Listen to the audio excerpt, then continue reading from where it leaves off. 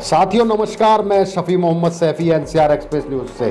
आज इंटरव्यू की श्रृंखला में आपको दिखाते हैं एक ऐसी शख्सियत से बातचीत जो सर्व शिक्षा अभियान और शिक्षा अभियान को ग्रामीण क्षेत्रों में बढ़ावा दे रहे हैं। डॉक्टर सुरेश नागर जी जो मिलक लच्छी गांव के रहने वाले हैं, उनसे हम बातचीत करेंगे किस तरह वो अभियान चला रहे हैं और उनका क्या मकसद, क्या उद्देश्य है।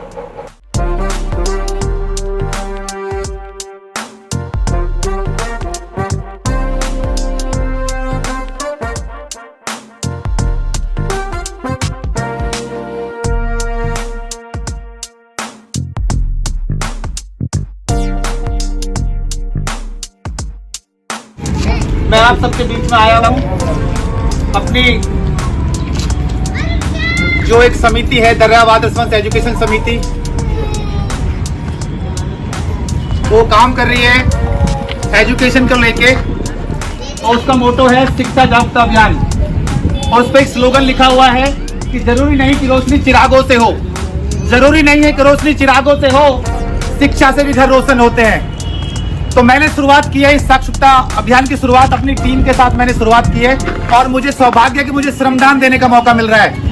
नमस्कार साथियों, मैं Shafi Mohammad Saifi NCR express news से आपको मिलाता हूं एक शख्सियत से जो सर्व शिक्षा अभियान के लिए काम कर रहे हैं। ग्रेटर नोएडा के मिलक लच्छी के रहने वाले हैं डॉक्टर सुरेश नागर जी। डॉक्टर साहब, आपका हमारे एनसीआर एक्सप्रेस न्यूज में स्वागत है। आपका यह अभियान कब से चल रहा है, क्या मिशन है और क्या उद्देश्य है आपका इस अभियान का? सबसे पहले मैं एनसीआर न्यूज को बधाई देना चाहता हूं कि इन्होंने एक प्लेटफॉर्म हमें दिया है अपनी बात को रखने का। ये एक्चुअल में हम पिछले 6 से 7 महीने से एक मिशन चल रहा है। हमारे मन में एक सोच चल रही थी कि भी कुछ ऐसा किया जाए समाज के लिए, कुछ नया होना चाहिए। क्योंकि पीछे हम पिछले 4 से 5 साल से हम एक मिशन चला रहे थे, कैंसर अवेयरनेस प्रोग्राम। अभी एक हमारी अपनी समिति है डीएवी एजुकेशन समिति, दर्यावाद रिस्पॉन्स एजुकेशन समिति, वो शिक्षा पे काम करना चाहती है। और मैं अपनी बात को इस बात से शुरू करना चाहूँगा कि जरूरी नहीं है कि रोशनी चिरागों से हो, शिक्षा से भी घर रोशन होते हैं, जिसकी हमारे क्षेत्र को आज सबसे ज़्यादा ज़रूरत है। और मैं तो यहाँ तक कहता हूँ कि जिस तरह से हमें जीवन के लिए सांसों की जरूरत है, उसी तरह सम्मानित जीवन के लिए हमें शिक्षा की आवश्यकता है। और आज आप देखेंगे कि हमारे अपने जो हमारा ये गौतम बुद्ध नगर का जो एरिया है, वैसे तो हमारा मिशन है पूरे सिस्टम को लेके चलना, लेकिन प्रायोरिटी पे हमने गौतम बुद्ध नगर को रखा है। क्यों रखा है? क्योंकि हम केवल पार्लियामेंट से 40 से 45 किलोमीटर दूर है, लेकिन हमने कितने आईएएस दिए, कितने पीसीएस दिए, कितने एजुकेटेड लोग दिए। जब से हमें अथॉरिटी ने ये वजीफा दिया है, मुआवजे के रूप में जो वजीफा हमें मिला है, मैं वजीफा नाम इसलिए दे रहा हूं कि मुआवजा उन्हें उसे बोला जाता है कि जो 50 करोड़ 60 करोड़, लेकिन जो हमें अभी ये वजीफा जो हमें मिला है, इस वजीफा के चक्कर में हमारी जो एजुकेशन सिस्टम है, हमारा जो एजुकेशन लेवल था वो बहुत डाउन हो गया। हमारे पास बहुत कुछ है, सब कुछ है, माइंड है, सब कुछ है, लेकिन हमारे पास एजुकेशन नहीं है। क्योंकि अगर हमारे पास एजुकेशन है, और मेरा एक क्वेश्चन है, आप मुझे बताइए, अगर किसी को 100 करोड़ का मुआवजा मिला है तो क्या वो एक डीएम की होड़ कर सकता है? क्या किसी अधिकारी की होड़ कर सकता है? नहीं कर सकता। तो केवल वो इंस्ट्रूमेंट क्या है हमारे पास? केवल एजुकेशन वो इंस्ट्रूमेंट है जिसको लेके हमें आगे बढ़ना है।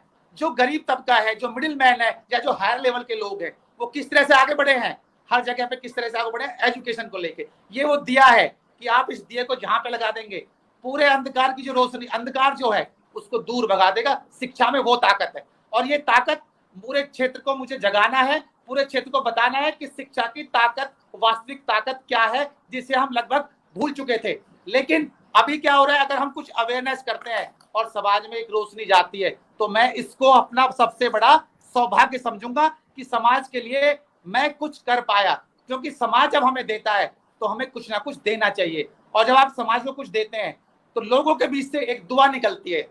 और दुआ, एक बात ध्यान रखिए, जो दुआ निकलती है वो यहाँ से लेके और अमेरिका तक कोई भी ऐसा शोरूम नहीं है जहाँ पे दुआएं आप खरीद सकते हैं। आज कोरोना के समय में क्या हुआ कि हमारे पास मेडिसिन नहीं है, हमारे पास अभी इसका जो है इंजेक्शन नहीं है, हमारे पास इसका कुछ भी नहीं है, तो हमें केवल सेफ रहना है। सेफ रहना है तो दवाओं के साथ भी सेफ रहना है, और जो कोरोना का हमें बताया गया सिस्टम उसके अकॉर्डिंग चलना है। आज किसकी जरूरत पड़ी सबसे ज्यादा?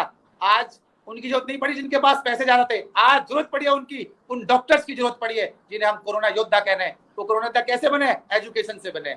अगर हमारा समाज, हमारा देश शिक्षित होगा तभी विकसित होगा। इन्हीं शब्दों के साथ मैं यहाँ पे विराम दे रहा हूँ। और आपका कोई सेकंड क्वेश्चन मुझसे पूछना चाहते हैं, क्योंकि मैं कंप्लीट तरीके से समाज के लिए अपने अंदर एक अगन जगा चुका हूँ, अपनी डीएवी एजुकेशन समिति को लेके एक मिशन जगा चुका हूँ कि घर घर एजुकेशन होना चाहिए। अच्छा डॉक्टर साहब, आप किस तरह से इसमें काम कर रहे हैं? आपकी प्रक्रिया क्या है काम करने का अंदाज? काम करने का अंदाज ये है कि हमेशा क्या होता है कि जो लोअर लेवल का तबका है, जिसे हम अंतिम व्यक्ति कहते हैं, जो इस देश का सबसे ईमानदार और मेहनतकश मजदूर है, वहां से मैंने इसकी स्टार्टिंग की है। ग्रेटर नोएडा वेस्ट में 15 से 20 परिवार रहते हैं झुग्गियों में। उनसे मेरा मन हुआ कि मैं इसकी शुरुआत यहाँ से करूँ। वहां पे मैंने बच्चों को जो हम कर सकते थे, जो एजुकेशन समिति के लोग, हम सब लोगों ने मिलके एक मिशन चलाया। उसमें हमने लोगों को, बच्चों को सबसे पहले मास्क वितरित किए, फिर कॉपी, पेंसिल, बैग और बुक्स जो भी हम उनको दे सकते थे अपनी तरफ से प्रोवाइड कराया। और बहुत जल्दी गवर्नमेंट का जैसे अभी ऑर्डर है कि बच्चे जा सकते हैं पेरेंट्स की सहमति से, वहीं पे जाके मजदूरों से जैसे मेरी बात हुई कि हम किस समय आ सकते हैं, तो मजदूरों ने हमें बताया कि सर हम तो सुबह काम पे चले जाते हैं, तो हम आपके पास 6 बजे आते हैं, तो आप क्लास किस समय लेंगे? तो मैंने बोला अगर रात को आप मुझे बुलाएंगे तो हमारा अभी टाइम तय हुआ है 7 बजे हम शाम को स्टार्ट कर रहे हैं इसको, क्लास को स्टार्ट करना मजदूरों से, बच्चों से। सेकंड जो हमारा प्लान है, गांव गांव जाके लोगों के बीच में एक मीटिंग करनी है और एजुकेशन की जो इम्पोर्टेंस है एग्जाम्पल्स के माध्यम से, और जो एजुकेटेड लोग हैं, जो समाज से, हमारे आसपास से या हमारे देश से बहुत बड़े लेवल पे पहुंचे हैं, उनको लेके लोगों के बीच में जाना है और उनको दिखाना है कि ये आपके बीच के लोग हैं, ये इतना आगे चले गए तो आप इनसे बहुत आगे जा सकते हैं। ये हमारी योजना है। अच्छा डॉक्टर साहब, आपका बहुत बहुत धन्यवाद हमारे साथ जुड़ने के लिए। आपका काम बहुत बेहतर है और आप सर्व शिक्षा अभियान के लिए काम कर रहे हैं। बहुत बहुत धन्यवाद doctor Suresh Nagar ji. Thank you NCR News, thank you. आपका भी धन्यवाद। नमस्कार।